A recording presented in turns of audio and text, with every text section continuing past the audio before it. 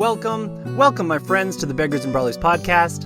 This is episode 52, recorded Sunday, August 7th, 2022, as I sit in a sunny parking lot in St. Regis, Montana.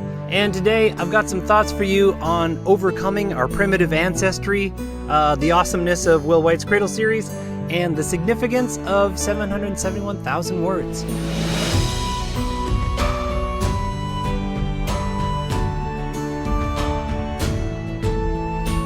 The significance of our primitive ancestry, you're asking me? So forgive me if you've heard this whole spiel before, but it just continues to be so relevant in my life. This notion that we have survived and thrived because we focus on danger, because we used to be scavengers. I'm reading this book called Sapiens, which is really wonderful. It's my nonfiction book for the year. I get through about one. And it's talking about how they think that perhaps our niche back in the Dizzy, when we were still just coming out of the jungles and living on the plains of East Africa, was that we would be the people who came after the lions had made the kill and after the jackals had eaten all the meat. We were the ones who would crack the bones and suck it out. And even though we've got these forward-facing hunter's eyes, we were low on the food chain, and so we had to scan for danger, and that made us get better and better at using what we had. And you know the story of us having thumbs, eventually having real smart brains, and inventing tools and agriculture and science. We can't really say that those things have been bad without saying that we ourselves are bad, because we are products of our history and especially prehistory. It certainly doesn't help you feel happy. That's what I've found, is that this focus on the negative, on the things that are going wrong or could go wrong, is so adaptive for surviving and so maladaptive for living happily. And that's been especially true for writing, where a lot of writers talk about, you can hear the train in the background, talk about comparisonitis. This idea that we can always focus on where we aren't yet and what's wrong and what other people are doing better, and being critical of our work and the things that we're trying to do with our life. And I am definitely an example of this. I have all kinds of goals for my writing, and I'm not at most of them. And sometimes it can feel like they're really far away, or that other authors are a lot closer to it. And that's hard. And it doesn't make me feel good about what I'm doing. I made myself go on a hiatus from checking my sales while I was writing the Tidecaller Chronicles, because I would obsessively do it while I was writing Empire of Resonance, and they were never what I wanted. And if I checked those goals at the beginning of my set aside hours to write, it would really keep me from writing, because I would feel so critical and ask myself, what's the point? And I am still that way, but I gave myself that hiatus, and it was wonderful. I've just written these books in the vacuum of my imagination, not worrying about how they'll be received, when they'll be received, if they'll be received, just focusing on making them the best that I can, which is what I need to do as a writer. Since I am also an independent publisher, I need to focus on marketing and all of those things eventually. But I gave myself a little grace to at least get the first three books out, so I had a series to market before I worried about marketing and sales and all of that. So that hammer is coming up soon, as soon as I finish this book finally, the third book that is taking me all summer because I don't really have time in the summer to work on it. But it's coming soon, and I don't fear it, but it's been wonderful in the meantime to not worry about it. Despite that, I do have a publisher for my first series, The Empire of Resonance, who I took on in large part so that they could sell my series better. And honestly, in the first year that they had it, I did not see that Gambit paying off. And so they send me quarterly sales reports, and I have mostly looked at them and again just felt critical and felt like I'm not where I want to be, and put it away because I didn't want to look at it and ruin another writing session. And so in the middle of Fruit in June, I got the quarter one report for this year, and I looked at it kind of knowing what I was going to see and expecting to want to put it away quickly, and it was not what I was expecting to see. It was some pretty good sales and some even better page reads. If you don't know what page reads are, that's how on the author side we measure how many people are reading our books in the Kindle Unlimited program, which, if you don't know, is this thing where you pay Amazon $10 a month and you can read as many books as you want that are in their stable of authors. That is a stable of authors who've agreed to not put their books anywhere else. And say what you will about it, a cool thing about that program for me is that I can see pages read, not books sold, because I buy tons of books that I never read. This is literally how many times did they flip the page? How many words did they scan through? So when you see pages read, it's an actual measure of how much you've been read versus people buying your books doesn't actually mean anything. Probably most of them at least try the book, but how many of them finish it? And I won't tell you my exact numbers, but it's often depressing to look at how many actual pages of mine have been read in that program, because this is a place that a lot of authors make a lot of good money, and I haven't particularly made good money at it yet. But my publisher was really pursuing this strategy to get a lot of pages read on the Empire of Resonance box set. And in quarter one, it paid off. I was a little bit shocked to see that 771,433 pages of that series had been read. I think Kimball calls it like a 1,600 page series. So if everyone read it start to finish, all 4 books, that'd be 400 and some people who've read it. And more likely, lots of people read book 1 or part of book 1 or have gotten through book 2 or even book 3, but they haven't finished all of it. So the number of readers is actually a lot higher than that. And that's awesome. So my goals have always been, number 1, write the best books I can and keep getting better at it. Number 2 has been get people to read them, get lots of people to read them. Because I'm not just writing for myself. I'm writing to be read. And goal number 3 is to make a living at it. So goal number 1, I've been doing the best that I can. And that's all you can do for goal number 1. Goal number 2 has always felt like a great place for that comparisonitis to come in and say, however much I've sold, however much I've been read, there are authors who have so much more, and I'll be able to do that for the rest of my life. But this number was a little bit of a shock in that category. And still, honestly, I think it was morning before I needed to sell fruit. I looked at it and I was like, wow, that's crazy. And then I was like, but I got to do this thing before I can set up the stand today. And I closed the email and I went about my day.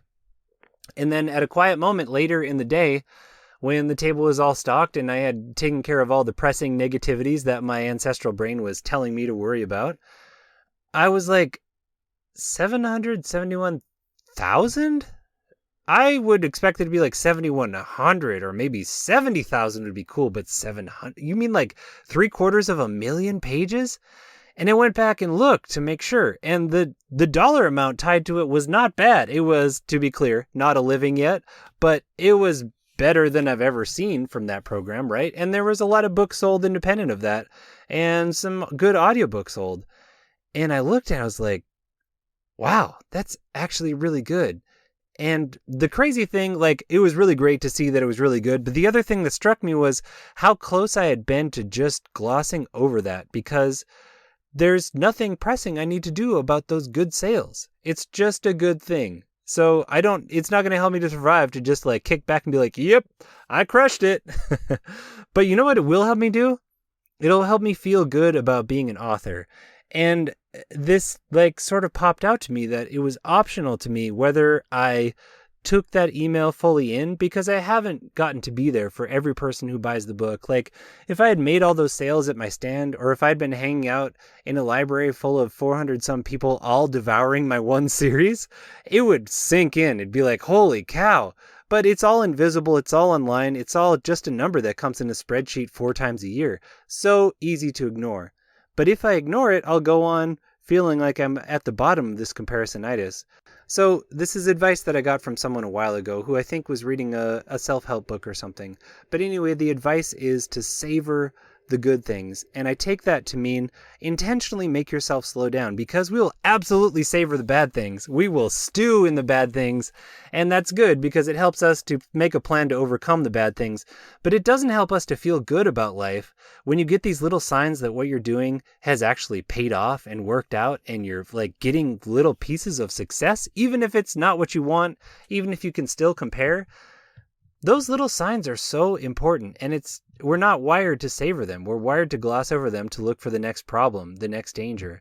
So I spent some time that day just savoring in this number, 771,433. Like, this is my first taste of goal number 2, a goal I've been pursuing for, let's be clear, 10 years, actually working out. And that's amazing. So I don't know what your projects are or what you're trying to do with your life, but my advice would be to slow down when you get any kind of sign. When your kid randomly tells you that they love you, when a customer seems really satisfied, even if they don't say you did a great job, even if it just seems like you've delivered some good value, whatever it is that you're doing, figure out what success looks like. And when you get a little taste of that, do not gloss over it in pursuit of how you can still be doing better. Just savor it. This is the thing our ancestors were lacking. Or maybe they weren't and we lost it somewhere in the intervening prehistory and historic years as things got in some ways easier and in some ways harder. We need to have the skill of savoring. We need to slow down and let ourselves appreciate that, in fact, life is good. We have more good things than bad. And there are signs that we're doing a good job. Speaking of being successful, I am not much of an author in the summertime. I've done a little bit more work on the Rebel of Riddle and Woe revision, the last revision before I narrate it. I think I've gotten from 53% to 61% in the last couple weeks, which is not crazy. Probably, it's been a while since I actually did a podcast versus those preview chapters. It's probably gone up, 50% in that time, but that's pretty slow considering it would be just a few days work during my regular writing season, but still, it's a thing. I've also been doing some pre-writing on book number 4, Queen of Blood and Blasphemy, because it's a big old chonker, I think, that's got to tie up a lot of stuff that's happened in the first 3 books. And I just love the play around stage of starting to plan a book and thinking about all the cool things that could happen. I love that stage. I love writing it. I despise revising them. That is how I work as a writer. So I've done some work on that during a couple of slow days that I had at the stand. They're rare, but they're cool because I can either read or work on writing during that time. But honestly, there's not a lot happening during these summer months beyond a little bit of savoring here and there. I am doing lots of reading. The cool thing about the summer is that I recharge as a reader because I don't find much time to do it in the off season, but in the summer, I've been crushing those Cradle books. I finished book number 7, I think it is, Uncrowned. It was just as awesome as the other ones. I can't recommend highly enough unless you really need Dour Grimdark, because they're on the lighter side, but the action is great. The slow burn is the slowest burn possible. The magic is cool. The plot is awesome. The settings are cool. It's all over the top. It's just like light, happy fun. Like this is sort of like what I watch comedy series for on Netflix. I'm just looking for entertainment. You know, I'm not looking for deeper meaning, and there may be a little bit there, but mostly this is entertainment and it's done really well. So I've loved that. And when I finished that, I decided, okay, the summer is passing. This is the summer for me to finish my Wheel of Time marathon that's gone for 5 years. I only got 1 book left. Everybody says it's great. So I've come back to A Memory of Light, and it still feels really intense and heavy with like the prologue has this extended battle scene of this guy slowly dying. It's ridiculous. But I'm enjoying it. So that's what I'm back into. And that's a chonker of a book. So it'll take me a while to get through. But I'm happy to be back with my man Sanderson, channeling the dead spirits of my other man, Robert Jordan. So with that, I think I have a mechanic coming to work on my semi-trailer in a little bit here. I hope that I do. So if you don't know, or if you missed it in those last previews, I do have Thief of Smoke and Sorrow available for free for y'all because you listen to my podcast. If you go to the link in the show notes or levijacobs.com/free. And I also have a free audiobook in the Empire of Resonance world, which is where those 771,000 pages have been read. Not on that one, but on the main series. That book is free too everywhere on Audible or Google Books or whatever. Just search for Urchin's Gambit. And actually, if you want to listen to that series and keep my wonderful numbers up there and give me something to savor next time around, it's $26 to buy the whole audio box set, all 4 books, and that's like 52 hours of professional narration. But the hack is to buy the Kindle version. The ebook is 99 cents as part of this overall strategy. And when you do that, it's going to ask you if you want to add narration for $7.99 or $7.50 or something. So you can actually get the ebook and all the audiobooks for $8. And I probably shouldn't tell you that because I end up making more money if you don't do it. But y'all are my podcast listeners. You deserve a little something special. So that's the hack. If you haven't read them, I hope you enjoy them. It looks like people are. It's really cool. Another thing to savor is there's like 420 reviews on the set, which is way more reviews than I've ever gotten on anything. And it's an average of 4.5 stars. So goal number 1, write good books. I guess maybe finally it turns out that I did. So with that, as always, I hope this podcast finds you well and in the company of good books. Till next time, Hope you enjoy and savor reading on.